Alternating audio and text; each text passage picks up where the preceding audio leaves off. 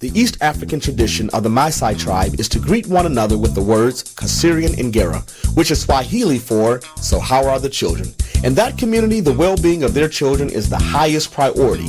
If you are interested in participating in thought-provoking conversations about the well-being of children and families, please tune in every Wednesday at 3 p.m. to Fresh Start Today on 860 AM WNOV. Together, we can save our children. Good afternoon. You're listening to Fresh Start Today with your hosts, Jermaine Reed and Sean Roby. Our special in-studio guest today is none other than the blacksmith himself, Dr. Ramel Smith. And we have the engineer of all engineers. We have Mr. Keon. How you doing, Mr. Keon Jackson? Brother Keon. And the best videographer on this side of town, Mr. Tony Cash. Good afternoon, gentlemen. Good afternoon. Well, first I want to say happy holidays to all of those folk out there in our listening audience. Hope that everybody is being safe, and hopefully they'll get whatever it is that they desire for, as they say, for Christmas. So just want to say happy holidays. I guess that's what I want to say. Season's greetings. So I don't know. Does it really feel like Christmas? There's no snow outside. There's just rain. But I'm not mad. I don't know. I'm not mad. I can deal with this. If Wisconsin can stay like this, we'll be good. Don't bother Christmas because Jesus was. I don't even know if people even focus on Jesus for Christmas anymore.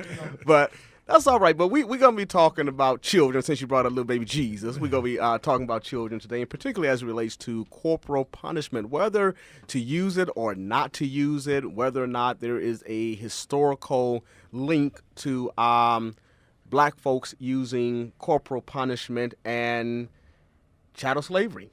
And so we're going to be talking about this, especially in light of, there's been some very popular cases over the years of famous folk who were disciplining their children.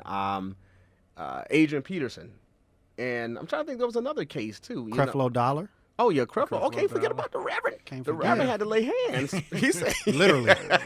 Yeah, so we're going to be talking about that, whether or not that's a good thing or not, and what type of trauma, if any, that using corporal punishment has on children. We'll look at what the state code says about corporal punishment in the state of Wisconsin, as well as some other states. And then we'll look at, particularly in the foster care community, what the children state statutes, what DCL 56, what it says, as it relates to foster parents physically disciplining. So I think it's going to be really interesting to kind of talk about what is discipline and what is corporal punishment, what is abuse. And so we're going to hope that other folks who are listening to this program will call in today. Now, every week it seems like folks will say, we were just listening, but they didn't call. Right. They were so engaged, so in tune, But it would be great to have some folks pick up the phone and call 414-444-5250, 414-444-5250. If nothing else but to say happy holidays. So we're going to be delving into this topic now. Something I was reading, and I don't know who's out there listening and how many folk can relate to this, but I was reading an article, and basically it was talking about a switch, a belt, shoe, a hand, paddling, whipping, and some folks say whooping. That's with a U in there, W-H-U-P-P-I. There's a difference between whipping and whooping, But and many of us can, if we be honest, can reflect on our childhood and can remember, grandmama or somebody either pinching the devil out you or telling you to go outside and pick a switch. I don't know if there's anybody here that ever pick a switch. Hey, Did you ever have to pick a switch? And you go out there, you pick the smallest, but them little ones hurt though. But we're going to talk about it because based on data that the BBC recorded, America is a nation where 90% of all parents across racial and ethnic groups use corporal punishment at some point. But there is a cultural divide between blacks and whites on what is deemed to be appropriate. So we're going to talk about that. First, what is corporal punishment? Well, definitely corporal punishment is the intentional use of physical force to cause bodily pain or discomfort as a penalty for unacceptable behavior. You have different types of actions that are used. Types, yeah. Spanking, hitting, slapping, forcing a child to assume a position that becomes painful over time. Okay, can you slow down and read it? Or is it spanking? Spanking. Yeah. Hitting, slapping, pinching, ear pulling, jabbing, shoving, Jabbing. That sounds quick like jab. boxing or something. That's Mayweather at his best. My mama was a boxer. Wake up! She was quick to the ball. Watch yourself. Watch yourself. But then you also have shoving and choking. But So then my mom was a wrestler and she was a boxer. But I love my mama. But you love her unconditionally. Right, because that's something. Because I was talking with this psychologist the other day. No, she's not a psychologist. Her name is Dr. Stacy Patton. We were in a very long discourse on the 19th of December, and her position is that corporal punishment, the use of physical discipline on children, is absolutely wrong. And her belief is that there is some connection to chattel slavery, that we reinforce the legacy of slavery and abuse and violence, that is sanctioned violence. And so we were talking about whippings and spankings and physical discipline, and she'll say, how some people will say, well, you know what, whooping a kid is not that bad, spanking them not that bad, because look at me, I was whooped and I turned out Look fine. how I turned out. And Yeah, her you hear position that. was, and I thought it was just so profound, she said, that proves my point that physical discipline causes traumatic brain injury. So we're talking about this, so we understand that corporal punishment is the intent to what? Cause bodily harm or pain. To cause bodily harm. Discomfort. Now it's interesting because in some states, there are 29 states in the United States. There are 29 states that recognize the common law rule of parental privilege. And under that parental privilege, and Wisconsin is one of those. Wisconsin, actually, the 29th state. Wisconsin is the 29th state that approved corporal punishment. Corporal punishment, this one. And it's something because sometimes we hear law enforcement officers, if a child there's a domestic issue or whatever, and we'll see law enforcement come out, and they've come out to our foster homes, and they'll say, well, what you need to do is whip that kid, so and spank that kid. But there is some criminal penalties that's associated with foster parents physically disciplining foster children. But even in today's society, there was that whole case with what was her name, LaToya Graham, and Oprah, and everybody called her and said that she was she was the mother of the year for physically disciplining her son as a part of the teenage on son television. On television, as a part of the whole Freddie Gray riot. So that's what we're talking about. So we understand what corporal punishment is and some of the forms or examples of how people use corporal punishment. So the question is, Dr. Smith, do you think that using corporal punishment on children is an acceptable form or not an acceptable form of discipline? And if so, or if not, why? Okay, that's a difficult question to ask, because whenever you ask a general question, you got to give a general answer. With a person with a lot of kids, I can give you, I got four kids. Okay. And I discipline all of them four differently because they all don't need the same thing. So as far as corporal punishment, I'm not a person who believes that you can't give corporal punishment, but it's a double-edged sword. You have to understand, because like what Dr. Patton was kind of saying, if it goes to an excess, it can have some traumatic issues and whatnot. But if done properly, it can have the effect that you want. So for example, you think about the circus. You ever see like a big elephant that doesn't move? You know why the elephant doesn't move? Because when it's a baby, they put a big chain around his leg. Okay. And the elephant tries to move and move and move, and it's conditioned to learn that, you know what, I can't move. And so he doesn't try. So even when he's big and he's humongous and it doesn't take anything for him to move, he's so trained.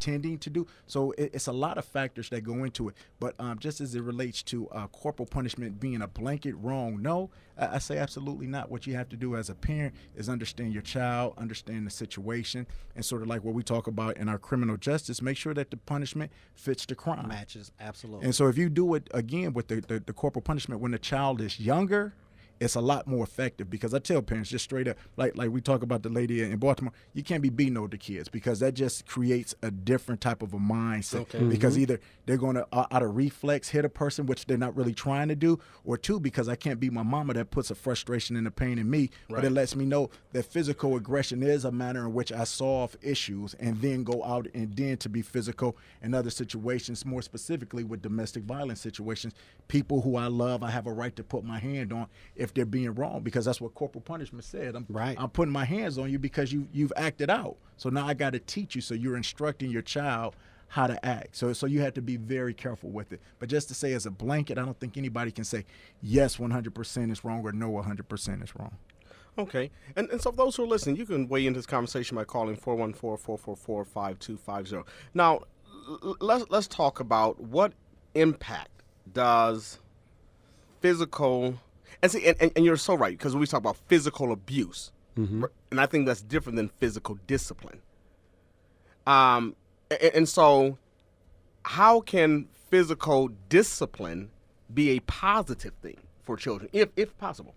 Is there any way that physical discipline can help teach children what lessons? Okay, I mean, just think about it from not even your parent. If I touch a hot stove, common sense is going to tell me what? Don't touch the stove again when it's hot.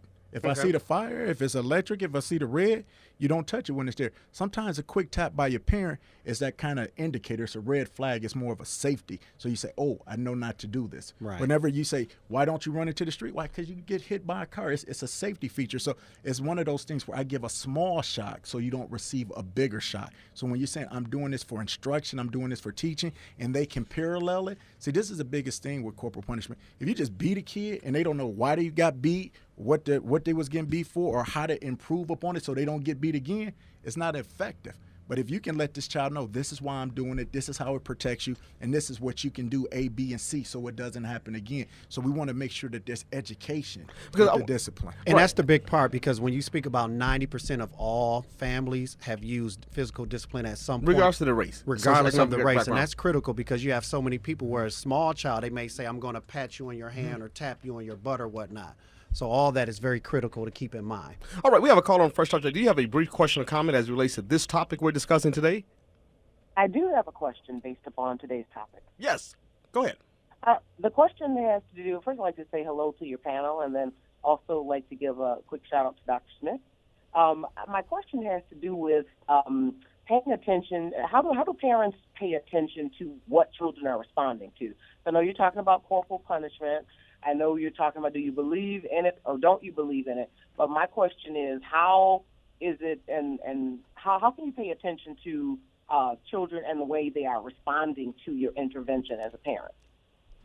But that was one of the things what we just talked about as far as the education. Do they understand why it's a punishment? And as a child, as a parent, do you understand your children? Like I said, I have 4 children.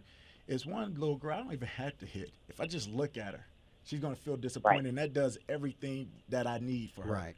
And then, I have another little girl who's a little bit more sassier at the mouth. And so it's like, it's little things where I say, this is what I need to do for this child. And then and I have twin boys, identical. So when we start talking about even genes that's raised in the same house, identical genes, but still have different manifestations on what happens to them. That's where it's paramount for a teacher or anybody, a caregiver, foster care person, to understand that person, what makes them move, what motivates them. Because sometimes a whooping or spanking can be counterproductive, makes them more upset, makes them more aggressive. And if it's been a person specifically in foster care where they've been beat, it could be a trigger that forces them to really react aggressively, where they feel it's more in a manner of self protection. So just understanding, as a caller stated, and that's Dr. Mutri, Dr. Alicia Mutri, what it is about understanding them and understanding what makes them tick. And I think as a great parent, as a great caregiver, that's what it's always about, understanding your child. And then at the end of the day, seeing all of the techniques that I use, even if it's just not corporal punishment, but the way I talk to them, has it yielded great fruit? And if it did, you continue. If it doesn't, you have to kind of go back to the drawing board. What I advise against is just when discipline is just out of frustration. Right. That's where I think we have to be careful. Well, right. And then just paying attention to the child. So thank you for your time. I appreciate it. And you guys keep doing positive things in the community. Okay. Now, there's a researcher by the name of Elizabeth Gershoff. She's a professor of research on corporal punishment at the University of Texas at Austin. And she indicated, as we talked about, that, a number of parents, regardless to whether their racial background, their socioeconomic background, educational background, these folks practice corporal punishment. But what she was saying in her research and a lot of other research documents that I looked at is that African Americans were most likely to use corporal punishment as a form of discipline. Do you agree with that or you don't agree with that? Hold on, Dr. Smith. We're going to take this call right now on Fresh Start Today. Fresh Start, you have a call? You have a question or comment? Hello, yes, I do. I wouldn't call it corporal punishment because I'm one of those older person, and I grew up in the South, and back in the South, my parents in particular and all my family members, they made sure that you understood what they told you not to do and to do. And if you deliberately did it, then you went out and you picked that switch. And they told you exactly what they were doing. My mom, when she gave me, she said, did you understand what I told you? I said, yes, I did. And then she would hit you and say, now, this and this, and she asked you. So it was not corporal punishment. It was the thing to remember what you were supposed to do and was supposed not to do. So I don't call it corporal punishment for my family. Now, you all might. But now these younger people burn them with cigarettes and do all this stuff like that. Maybe that's corporate punishment. But I am as good a person as I am today because my parents did that. I know what I was supposed to do, not, and I was supposed to listen and all of that. So now the modern day, well, they'll do some of anything. The parents is doing it because they have no training. They was not brought up right. So they don't know how to train the children. So, it's a messed up thing nowadays, okay? Thank you for calling and tuning in Fresh Start. Have a happy holiday. Yeah, and to her point, I think that goes back to our earlier point. Like if you hit the child with the rod, they will not die, especially if it's done in an educational point. And that's why I said even with myself, and I'll put myself on Front Street, I'm conflicted with this because sometimes I'll be like, you know what, I'm not going to whoop my kid. And then I'll whoop them. Because it's like I want to protect them, and it stems from the training. My mother told me when I was little, she said, I love you so much that I'll beat you 365 days of the year if I have to keep you out of jail. And I think she was going for the record at one time because what I was doing is protection. And she hit me with anything, and it was like, do I think that in some ways it helped? Yes. Do I think in some ways it hurt? Yes. So it's one of those things where you conflict because she always told me, she said, nobody's going to ever love you in this world more than your mama. And what she was saying is, listen, this is the only way I know how to keep you from doing this because you think I'm hurting you. Wait until you get into a society that will take no mercy on you when they beat you. But do you think that's a common belief, a shared belief among black parents that I need to discipline you in order to protect you so that these folk out here won't, or to keep you out of jail as you... Oh, yeah. This is the thing, because if you talk about any type of physical discipline, I think it has something to do with slavery. I won't take that away. But if you go into West Africa, East Africa, Central Africa, they beat their kids too, and they weren't involved in the type of slavery system that we were as far as like from the Middle Passage. You go into Eastern Europe, Western Europe, you'll see the same thing. I think every parent at the end of the day wants to help their child to be the best that they can be. And what can we do except for what we're taught? And so even sometimes you say, you know what, I'll never do this to my kids, what my mom or dad did. And you find yourself doing it because at a point you say, what's the best way for me to do it? And sometimes, let's just be honest, it comes from sometimes, like I said, we have to be careful with frustration because sometimes it's what we call displacement. Displacement is when I can't really act out on the source that I want to, so I take it out on a lesser source. On the closest thing to me, yeah. And so I'm a mom or dad that's at work. I'm being humiliated. I'm being frustrated at work by a boss. I just don't have the time. Then my kid, who really doesn't mean any trouble, does something wrong, and boom, I snap on them and it goes off. I think that's the kind that we want to be careful with what we're talking about. But when you talk about a kid running across the street and I grab you by hair, I can't. I don't care if your socket come out because I'd rather. That's what and that's that protection aspect. And so it's the same thing like what the older lady was talking about. She was like, my parents, they gave us rules and we directly violated them. it was met with immediately. And when we talk about in America specifically, now this does take the roots back to slavery. We talk about what we call racial socialization. And Okay. that means each person is socialized from their racial culture on how you perform and how you effectively succeed in a society. Now, we kind of laugh about it sometimes. We see a white lady talking to the police officer, cussing, spitting, and whatnot like that. They want to handle them all correctly and nicely. The kid in Colorado shoot up the theater. He's somehow taken out. But then the 12-year-old Tamir Rice is shot on contact. Right. With black people in America, we start learning, hey, you have to understand these are the rules for us. It's not have a fair, different code. but this Yep. is it. And so that's what we do as parents. We say, you're not going to get these A, B, and C kind of second or benefit Right. of the doubts and whatnot like that. So sometimes we are a little bit more harsh, but it's because of a reason. Because like I said, what my mama said, she said, I'm going to beat you, but I'm going to have mercy on you when I beat you. It's for a reason. When they beat you, it's going to be Could possibly merciless, be no and end. it can Right. lead to fatality. So Yeah.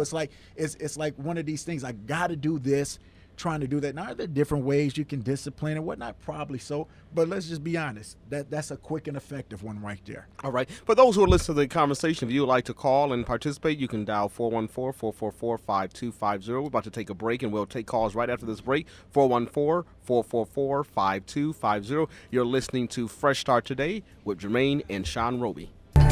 Did you know that black children represent 67% of our local foster care community, according to the Department of Children and Families' most recent annual report? Many of these children are not only removed from their parents and siblings, but are placed in families, schools, and neighborhoods that do not reflect or honor their race, culture, or heritage. I was talking to some children who are in foster care the other day, and they said this traumatic experience often leaves them feeling sad, scared, and lonely. Black children and youth do matter. You can help the most vulnerable population of children in our community by becoming a licensed, culturally responsible foster parent with Fresh Start Family Services. To join our foster family, you must be 21 years of age, have a stable income, married or single, clear several background checks, complete 36 hours of pre-licensing training, and have a loving heart.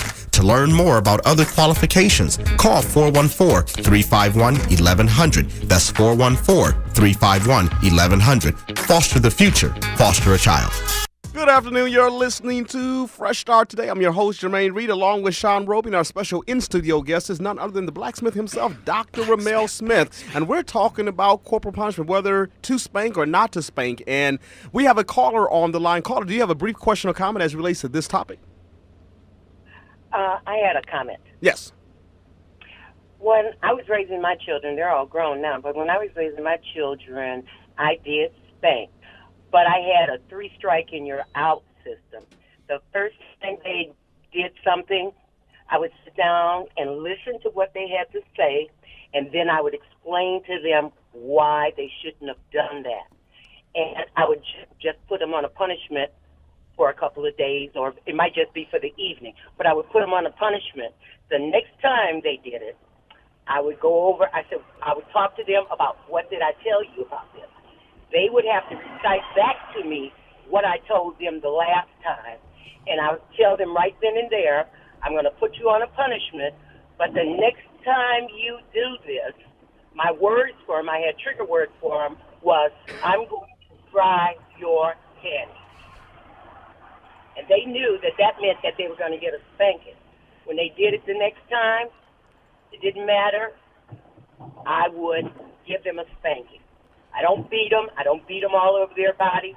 I'm either going to spank you in your hand for however old you are, that's how many licks you're going to get, or I'm going to give you those many licks on your bottom. But that's the way I did it, and most of the time, I didn't have to go back at it. But I think that's the operative thing. You know, is it effective? If you get results from it, then it's letting you know what you're doing is good. If you're spanking a child and it's not changing, then you got to understand that discipline technique, you know, is not effective. And what she said is,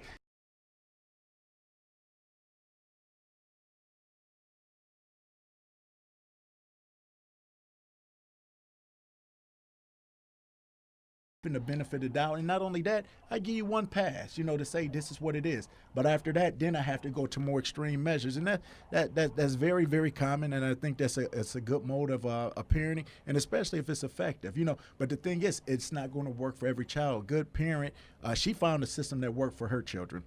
But a good parent has to recognize what will work and what won't work. And then if your system isn't working, what else do you have? But as far as what she said, I mean, I think that's great. And that's the hard part about parenting, though. You hear something that one parent has done that was very good and effective, and then it becomes, is this effective for everybody? So everybody might not be able to use that. But I like what she talked about. She had a guaranteed plan, an exact plan.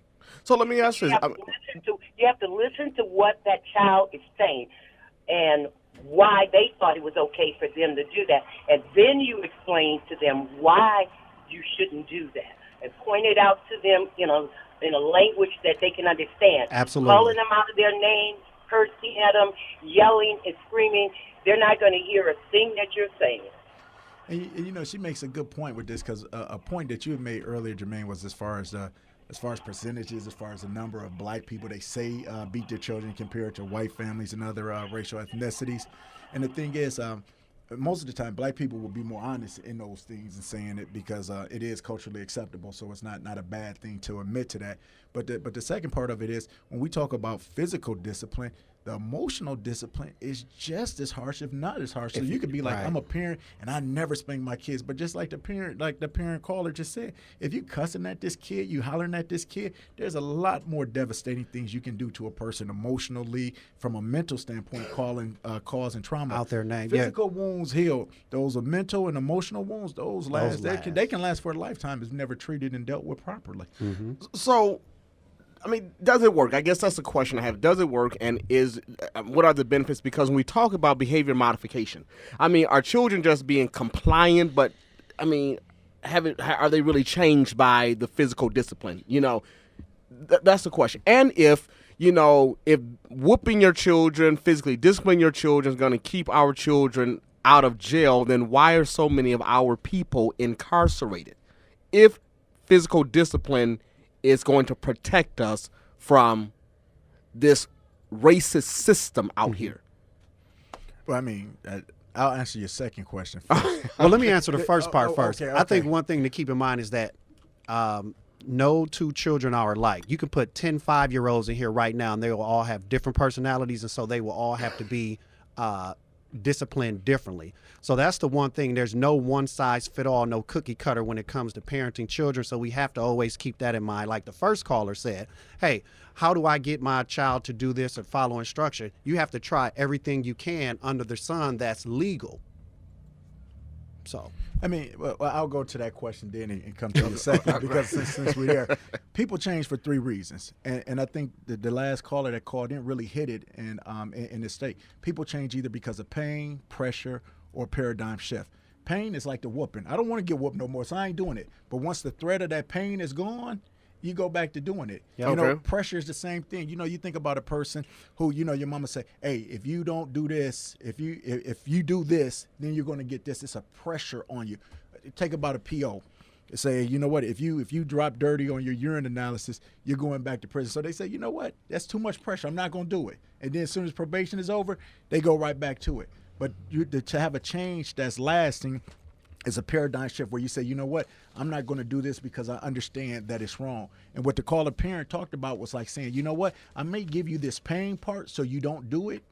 But the thing is to create this paradigm shift, and me talking to you, letting you know why it's wrong, understanding your point of view, why you thought it was right, how you thought you could trick the system or pull a technicality or something of that nature. Let me tell you why it's wrong and how you get caught up. But to go to your second part of the question, if we're spanking them, hoping that it's going to stop the criminal justice system, that those two things in our mind, we just have to be honest, have nothing to do with the other. Because when you look at the prison industrial complex, it's all a moneymaker. We can have our children do all of the right things. That's why the Trayvon Martin point was so scary to all of us. This was a kid who was doing nothing wrong, and not only what was he killed, he wasn't even killed by a police officer. And in fact, the guy who was the vigilante, he was told by the police officer not to pursue.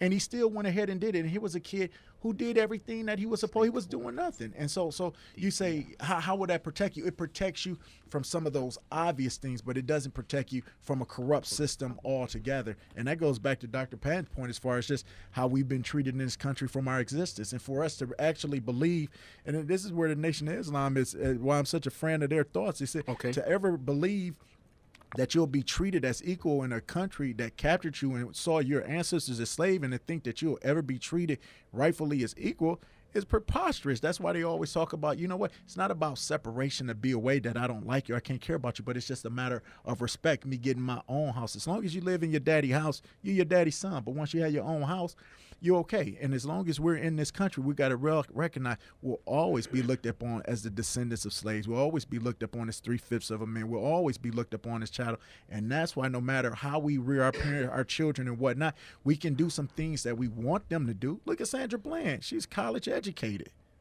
She did all the things she was supposed to do. And because of a traffic signal light, now we're talking about her untimely death.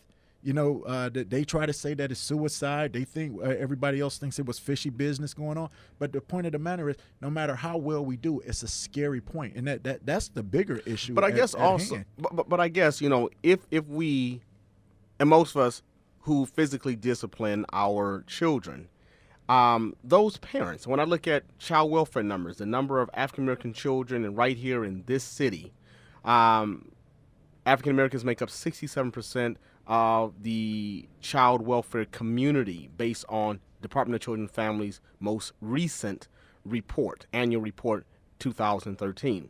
So if our people continue to use discipline, physical discipline, as a form of correcting behavior, what is the likelihood that those children are going to come into the system, that their parental rights may or may not be terminated?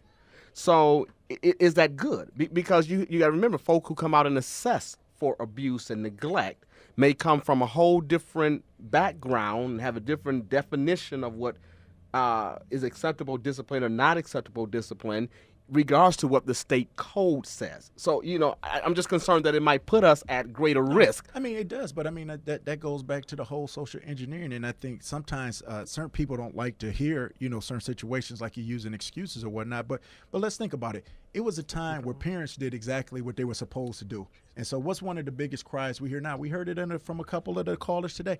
Parents today don't know how to raise their kids. They don't know how to train. Well, what broke down? Where did the parental breakdown happen? Because if we had good parents all of a sudden, then we didn't. So what you have to do is look at several things. You look at the infiltration of when drugs were put into our community and what that does to a community. You look at the prison industrial complex. And then when you talk about social services with the removal of fathers and male figures, that's right, from the neighborhood, that was the actual demise of it. So what happens is it's a beautifully brilliant plan by what I call barbaric geniuses. It's like they set the plan in motion, and then you got exactly the results that you wanted. You take the men out of the homes, you put people in impoverished situations with low education, low unemployment, and low education opportunities. What do you think you're going to get? What kind of seeds are you going to raise in that environment? And then when you see the manifestation of it, you punish them. And Martin Luther King was famous for saying that we become popular for criminalizing poverty. And until we look at the social services issues that created the situation, we're only going to see this generational cycle of bad parenting, which leads to abuse, continue, and some of the horrible manifestations of it. Because it's interesting, and I want to talk about something that Dr. Stacey Patton talked about, because she's actually going to be one of the conference speakers at the Color Child Welfare Conference on May 17th that we're hosting at the Crown Plaza Airport, and she's going to be talking about the historical roots of corporal punishment in the black community. But I want to quote something she wrote in an article. Historically, the black body has been subject to racial control through centuries of slavery, lynching, sexual violence, reproductive legislation, surveillance, segregation, mass incarceration, police practices, and popular entertainment. So when we think about that in one aspect, it appears that mainstream America, and we can even go as far as say white America, that it's acceptable to abuse, and to injure the black body, whether that's a black man, a black son. You talked about Trayvon Martin and Sandra Bland. But then on the other hand, if black folks practice physical discipline, then it's criminal. I mean, that's just the hypocrisy of the society. We saw in McKinney, Texas, a police officer jump on a girl in a bathing suit. Right, we saw physically manhandle her. Now, if that would have been a father doing that because his daughter was doing something fast out there, he'd have been in jail. And when you have that type of hypocrisy and type of a system, it's hard to have any type of whenever you don't have a consistency in rules, it's hard to have any type of true justice. Okay, so we're gonna take. I'm gonna make one more statement. We're gonna take a break, and then we'll be coming back after a song and commercial.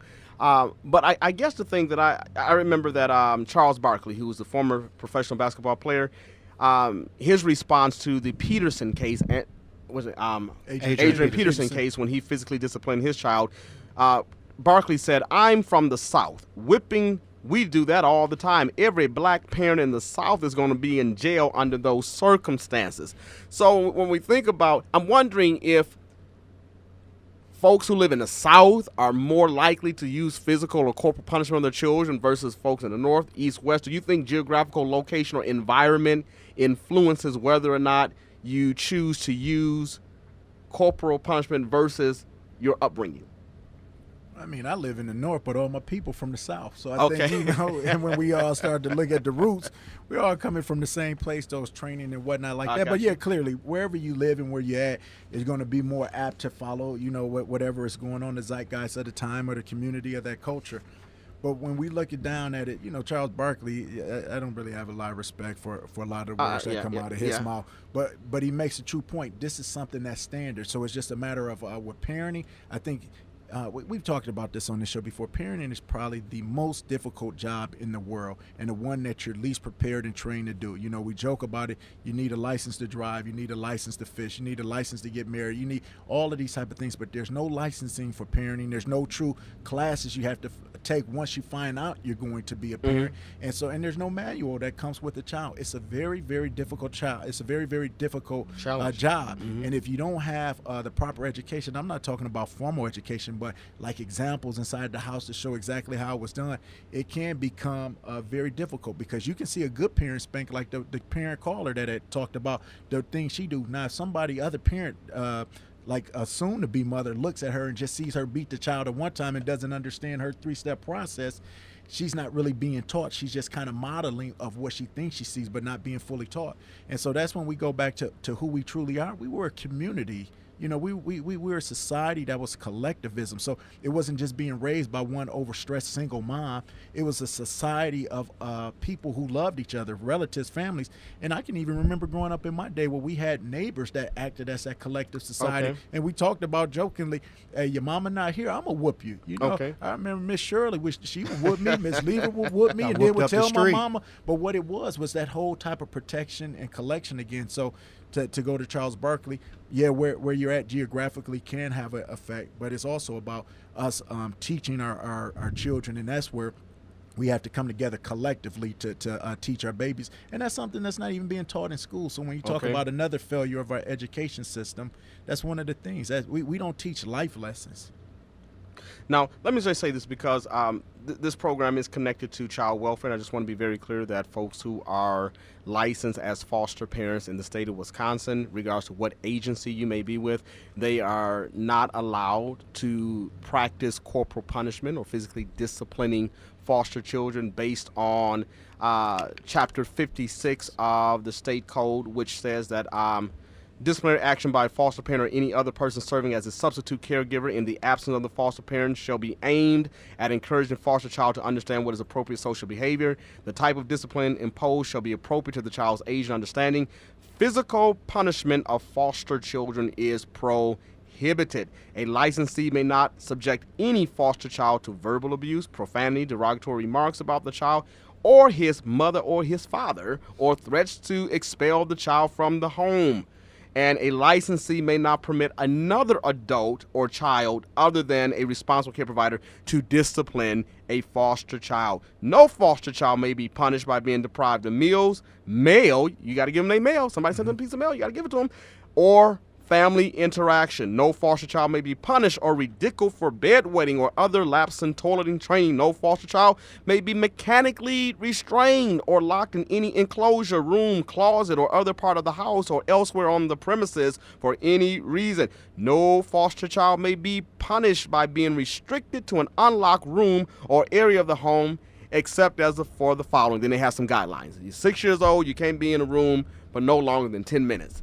And so I think for folks who come from a background or tradition where physical discipline was used on them and they're using on their biological children and their grandparents and their parents were physically disciplined to provide service like this, it may be really a challenge to use other alternative forms of discipline when you're so used to having been a recipient of this type of discipline. Well, I mean, I can speak on this from a different level. I worked at St. Charles Youth and Family Services where we were child advocates.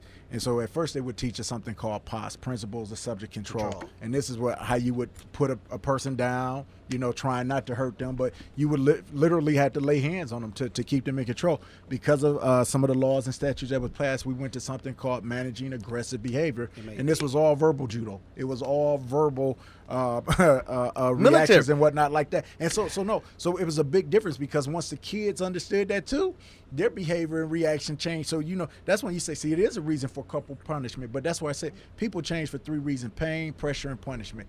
If they're changing for pain, it's temporary. And so that's what a lot of this does. But if you can change their paradigm by talking to them, and if the pain gets them to open up their ears, well, then that's beautiful. All right. That's what we have to get to. Well, thanks, Dr. Smith. We're going to take a break, and after this break, we'll come back with discussing more of this topic about corporal punishment, whether to spank or not to spank. You're listening to Fresh Start Today. Hey, this is Jermaine from Fresh Start Family Services. Did you know the absence of a loving, nurturing father can wreck the lives of children? Unfortunately, millions of children and youth grow up without a healthy connection to their fathers for a number of reasons: abandonment, unemployment, incarceration, death, etc. When compared to other children, foster children are at greater risk of not being fathered. Fresh Start Family Services is looking for a few honorable single or married men to become licensed as foster parents. Research supports that children and youth in our community need one caring, supportive adult in their lives to take them from being at risk to at promise. Men, our future is in our hands. We can make a difference in the lives of young boys today. To learn more about how you can become licensed as a foster parent with Fresh Start Family Services, please call 414-351-1100. That is 414-351-1100. Foster the future. Foster a child. Good afternoon and welcome back to Fresh Start Milwaukee with Jermaine Reed. Jermaine Reed has left the studio, but we have him on the line. And in the studio, we have Dr. Romeo Smith. Jermaine. Yeah, I'm here. I think we have a caller online. No caller online. Caller, do you have a brief question or comment as it relates to this topic? The caller has left the line, Jermaine. Oh, the caller, well, feel free to call back, caller. We really hate that we missed your call. You can call 414-444-5250 if you'd like to join this conversation. We're talking about corporal punishment, whether to spank or not to spank. Now, Dr. Smith, we just got finished talking about some of the hypocrisy around corporal punishment in terms of African Americans, white folks or white society, and some government systems like law enforcement who have used lynching and beatings as a form of behavior modification, and how that when African Americans or black folks choose to use corporal punishment on our children, that it places us at greater risk of having our children removed, placed into the system. I'm wondering, how do we manage these details? And what I'm kind of trying to say is that, we have some Senate bills that's coming down, that's on the table, Senate Bill 325 and 326, and it deals with neglect and abuse of children. And we already see that our local child welfare system is swollen with black children. And so I'm trying to figure out, how do we help people? Because even though my family members may have used corporal punishment, and even if a lot of us value and support using corporal punishment on our children, our nieces and nephews, or what have you, we are still at great risk. How do we deal with that? I mean, it's a multiple prong attach. As you said, in Wisconsin, this is a state where corporal punishment is legal. So the first thing what you have to do is, if you use it, you have to make sure from a when we talk about mandating reporting, the only time mandated reporting is necessary is if there's a mark left on a child. There's a bruise, like a bite mark, there's blood, there's lashes, things of that nature. So if parents stay within the confine of that, they are protected by the law to some extent. Two, what you said, secondly, we have to talk to our legislators and make sure that our laws protect us, that our laws reflect our community and our culture and everything and what we want to do. And then three, also, it does force us to have to look at different parenting techniques. We understand that corporal punishment is one way to discipline a child, not the only way. So as a parent, what you have to do is not one thing we have to do, it's multiple things that we have to do. And then also, and getting on the legislature, it's not just about changing these laws as it relates specifically to corporal punishment, but changing these laws that affect us from education, that affect us from employment, some of the conditions that create these situations in the first place. We also need to get back into our schools. Like we said, we used to have life skill services that taught us exactly, how to deal with different behaviors. And if you don't know how to deal with behaviors as adults and as children, you're not going to learn how to deal with them as adults. And when you have a little bit more power, you may abuse it, and that's what happens sometimes with abuse case. I know we have a caller on the line. For some reason, they keep. Okay, the caller has hung up again. Okay. Call back 414-444-5250. So we know based on research that using corporal punishment is not just a black thing. It's not just African American folks beating their children. But do you think that some of us as African Americans who use corporal punishment, do you think that we, may feel that other folks who don't use corporal punishment, they're acting white? Yeah, you know what I mean? That's always a thing that you have to do, because most of the time when you see little kids running around the store and they bad, they be like, they need a spanking, And then most of the time it is somebody that doesn't look like us, and you say, they need to do this. But we do have a caller, so I want to interrupt my conversation and get to the caller so we don't lose this call again. Gotcha. Caller, you have a question or a comment? Okay, I just want to mention that I think that the overuse of any technique becomes null and void, I think, unless it's effective. If you're using corporal punishment over time, I think kids may become immune to it. If you're using timeouts, over time, kids become immune to it. And so I think you have to change up. It's almost like a workout, so to speak. You almost, like when you're working out, you have to shock the body sometimes, but with different techniques to build muscle.